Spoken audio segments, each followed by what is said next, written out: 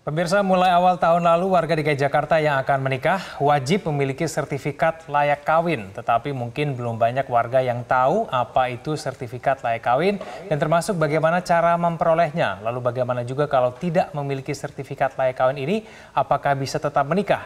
Kami akan sajikan cek faktanya bersama rekan Dade Salampesi di Newsroom Metro TV. Dade, sertifikat layak kawin ini wajib atau tidak? Ya, Egan dan Zakia, saya sampai menghela nafas karena saya warga DKI Jakarta. Jadi sudah susah mendapatkan jodoh, sudah dapat jodoh, mau nikah juga ternyata susah. Tapi sebelum menjawab pertanyaan tadi, apakah wajib memiliki sertifikat ini? Saya akan ajak Anda untuk mengecek alur untuk mendapatkan sertifikat nikah ini. Kita lihat alurnya bersama. Jadi pastikan sebelum Anda mengurus surat-surat yang lain, Anda sudah mengurus sertifikat layak kawin ini ke puskesmas terdekat atau ke puskesmas tempat di mana Anda terdaftar di wilayah kelurahan masing-masing. Alurnya calon pengantin ke puskesmas direkomendasikan setidaknya 1 bulan sebelum tanggal perkawinan untuk dilakukan pengecekan dasar sesuai dengan kemampuan atau ketersediaan pelayanan dan alat-alat yang ada di puskesmas. Di sana akan dilakukan pengecekan golongan darah, gula darah, hemoglobin, cek penyakit sifilis termasuk juga HIV yang termasuk dalam kategori IMS, infeksi menular seksual, dan juga ada cek kesehatan umum. Jika setelah melakukan pengecekan di puskesmas ini Anda dinyatakan sehat, maka puskesmas akan langsung mengeluarkan atau menerbitkan sertifikat layak kawin tadi untuk kemudian Anda bawa ke kelurahan dan Anda akan mendapatkan surat pengantar nikah dari kelurahan untuk kemudian melanjutkan proses lainnya untuk menjalankan pernikahan. Tapi ternyata jika Anda dinyatakan tidak sehat dari puskesmas, Anda masih harus melakukan cek kesehatan lagi di tingkatan yang lebih tinggi. Nah, jika pemeriksaan di puskesmas ini dipastikan oleh pemerintah bebas biaya alias gratis, tapi jika ternyata Anda tidak sehat di puskesmas dan Anda dirujuk ke level tingkatan lain, misalnya di rumah sakit, biayanya ditanggung Anda. Dan maka calon pengantin melakukan pengecekan lanjutan dengan biaya sendiri hingga akhirnya baru setelah dinyatakan sehat, pihak kelurahan akan mengeluarkan, lebih tepatnya puskesmas akan mengeluarkan sertifikat layak kawin. Setelah melihat alur untuk mendapatkan sertifikat layak kawin ini, ternyata kata Dinas Kesehatan DKI Jakarta ini wajib. Saya mengutip, dan nggak boleh nikah kalau nggak ada itu karena di sertifikat itu tercantum hasil pemeriksaan kesehatan masing-masing. Kata Dinas Kesehatan DKI Jakarta tujuannya jelas. Jangan sampai ada penyakit menular atau menurun yang bisa berdampak pada kehidupan mereka dan anak-anaknya nanti. Ini kata Kusmedi kepada awak media pada 17 Januari 2018 awal tahun ini. Selain itu pemirsa, saya akan mengajak Anda, mungkin Anda ada yang sudah menikah atau sedang mengurus pernikahan. Ini dia tampilan dari sertifikat layak kawin yang beberapa waktu terakhir ini menjadi pro dan kontra.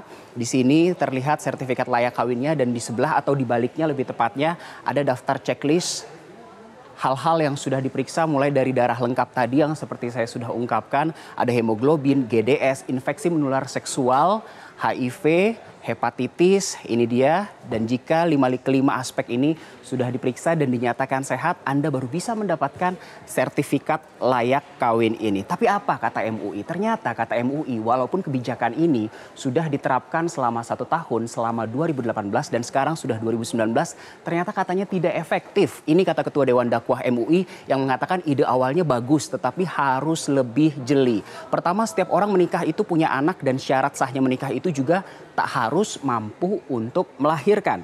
Itu kata MUI. Dan ternyata MUI juga mengungkapkan hal yang lain.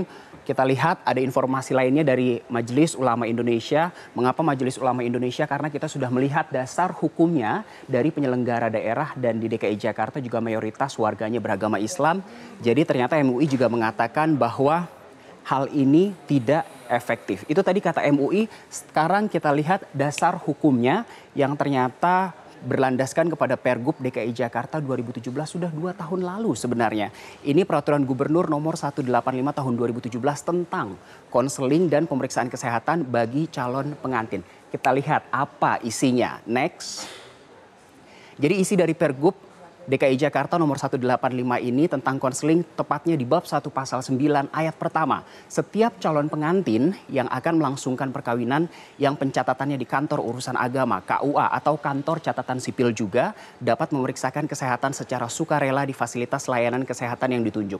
Sejauh ini dalam pasal ini disebutkan bahwa KUA dan kantor pencatatan sipil artinya tidak peduli apa agama dari calon pengantin selagi mereka akan menikah di DKI Jakarta diwajibkan memiliki sertifikat layak layak kawin ini. Lanjutannya pemirsa, pemeriksaan kesehatan dilakukan paling lambat 1 bulan sebelum tanggal perkawinan. Direkomendasikan seperti itu. Apabila calon pengantin dinyatakan tidak sehat dari segi medis, akan diberikan surat rujukan untuk melanjutkan proses pengobatan dan dianjurkan berobat sampai sehat. Ini dasar hukumnya. Ada di Pergub nomor 185 tahun 2017 dan sudah mulai diberlakukan atau diterapkan sejak awal Januari 2018, kurang lebih setahun yang lalu. Sekarang melihat dari peraturan gubernur ini, saya tergugah untuk melihat sebenarnya bagaimana data kesehatan warga DKI Jakarta hingga akhirnya pihak-pihak terkait Dinas Kesehatan memutuskan untuk mengeluarkan pergub ini. Dari sekian banyak penyakit terutama yang menular di DKI Jakarta, saya akan mengajak Anda untuk melihat fakta dan data dari penyebaran angka HIV di DKI Jakarta. Ini dia jumlah kasus baru HIV dari tahun ke tahun, setidaknya dari 2015 ada 4.695 kasus dan pada 2016 meningkat menjadi 6.019 kasus. Dan pada 2017 turun signifikan menjadi 4.671 kasus. Ini adalah data dari Kementerian Kesehatan Republik Indonesia yang terlihat mencengangkan di sini dari 2015 ke 2016 angka pengidap virus HIV ini meningkat, namun ternyata ke 2017 kembali menurun. Kalau kita berbicara tentang HIV, ini ada korelasinya dengan juga AIDS. Saya juga punya datanya. Kita lihat bagaimana angka dari kasus AIDS ini pada 2015 ada 130 kasus. Ini hanya angka yang terlaporkan. Sementara di 2016 sama seperti HIV tadi meningkat menjadi 555 kasus. Dan ternyata pada 2017 cenderung menurun menjadi 423 kasus.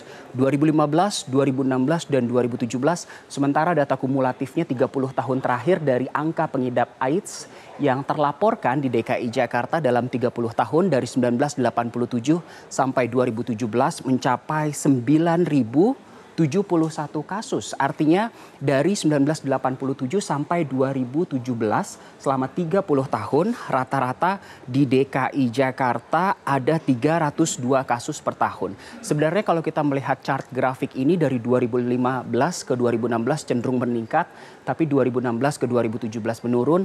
Tapi nyatanya di 2017 angka 423 kasus yang dilaporkan ini masih ada di atas angka rata-rata. Jadi Zakia dan Egan, sebenarnya Anda tidak perlu khawatir kalau memang Anda percaya diri Anda sehat. Silahkan jalani saja uji kesehatan ini untuk mendapatkan sertifikat layak nikah atau sertifikat layak kawin. Tidak perlu khawatir. Asalkan pemerintah daerah betul-betul menjamin kerahasiaan dan juga betul-betul gratis. Saya kembalikan ke Studio 1 Metro TV. Egan. Baik, terima kasih atas informasinya Dade Salampesi langsung dari Newsroom Metro TV. Zakia sudah kita saksikan bersama tadi bahwa memang sebetulnya ketentuan ini memang untuk memerangi penyebaran HIV. Paling tidak semua orang bisa mewaspadai secara bersama-sama mengenai adanya penyebaran HIV ini yang mungkin biasanya tidak diketahui oleh banyak orang. Begitu sebenarnya jika tidak disahkan secara regulasi juga ada aturan tidak tertulis ketika ingin menikah. Banyak juga sebenarnya klinik-klinik yang menyediakan paket cek kesehatan sebelum menikah yang lengkap sekali, baik laki-laki untuk perempuan, baik laki-laki dan juga perempuan untuk mencegah atau preventif penyakit-penyakit yang tidak diinginkan di masa depan, dan kalaupun memang ada masih bisa diobati sebelum nanti menikah begitu.